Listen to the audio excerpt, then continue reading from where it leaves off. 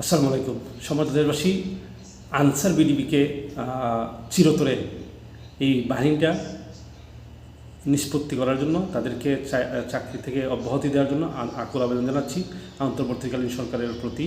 আপনারা এই বাহিনীটাকে চিরস্থায়ীভাবে একদম বাংলাদেশ থেকে বাইনিশ করে দেন। এদের কোনো দরকার নেই। তাদের যেই জাতির, যেই বাহিনীর, তাদেরকে তারা তো জানে চুক্তিভিত্তিক তারা আসছে, কিন্তু তারপরে তাদের যে চিন্তাধারা নাই, তাদের মন মানসিকতা নেই, তাদের যে মেধা নেই, এটা বাস্তব উদাহরণ হচ্ছে তাদের এই দেশের বন্যা পরিস্থিতির মধ্যেও তাদের এই আন্দোলনটা। তাদেরকে কেন এইভাবে গিয়ে একটা আন্দোলন করতে হবে?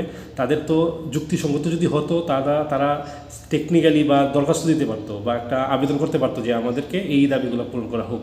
সরকার যদি করতো না তখন একটা ব্যবস্থা ছিল, কিন্তু দেশের এই বন্যা পরিস্থিতিতে অনেকগুলো ত্রাণের গাড়ি আটকে দিয়েছে, রাস্তা ব্লক করে দিয়েছে, সাধারণ মানুষের বিভিন্ন ধরনের প্রবলেম করতেছে, তারপরেও তারা এত আন্দোলন সংগ্রাম করতেছে কেন রে ভাই? এটা কি আনসার বাংলাদেশের কী কাজে লাগে?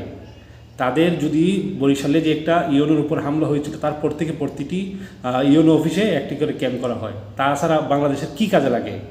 আনসার কোনো কাজে আছে? আমার মনে হয় না। তাদের মতো জ্ঞানহীন, তাদের মতো মেধাহীন মানুষকে বাহিনী হিসেবে বাংলার মানুষ দেখতে চায় না। তাদেরকে আমরা জাতীয়ভাবে আমরা সবাই এই বাহিনীকে দেখতে চাচ্ছি না। বাংলাদেশে আনসার বিডিবি নামে যে সংস্থা আছে তারা আমরা দেখতে পাচ্ছি না, এটি বেনিশ করা হোক সকলের দাবি।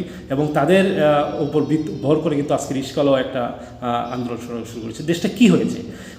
এই 17 বছর ধরে যাদের কোনো আন্দোলন করার, তাদের অধিকার নেওয়ার বা অধিকার চাওয়ার কোনো ক্ষমতা ছিল না, আজকে একটি মাসও হয় নাই নতুন অন্তর্বর্তীকালীন সরকার ক্ষমতা নিয়েছে, তার মধ্যেই তারা এতগুলো আন্দোলন শুরু হয়ে দিয়েছে। এটা কি মগের মুলুক পেয়েছে?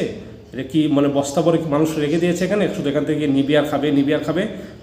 তার যাদের জ্ঞান শক্তি নেই, মেধা শক্তি নেই, শুধু নিজেদের স্বার্থ বুঝে, তাদের মতো বাহিনী বাংলাদেশে দরকার নেই। আমি ধন্যবাদ জানাবো সকল শিক্ষার্থীদেরকে, সকল বাংলাদেশের সকল সামাজিক মানুষকে এবং আসনা ফাউন্ডেশনকে। এই বন্যার্থদের পাশে আপনারা যেভাবে দাঁড়িয়েছেন, বিশেষ করে আমার সংগঠনগুলো প্রথম থেকে দাঁড়িয়েছে, দরিদ্র charity foundation, volunteer for Bangladesh এবং মাস্তুল ফাউন্ডেশন, এখন যা সংগঠনের সাথে আমি জড়িত আছি, প্রত্যেকেই আমি দেশের বাইরে থাকার কারণে আমি যুক্ত হতে পারিনি, কিন্তু আমাদের প্রতিটি ভলান্টিয়ার সব জায়গায় ঝাঁপিয়ে পড়েছে, তাদের যেভাবে সাপোর্ট করা যায়।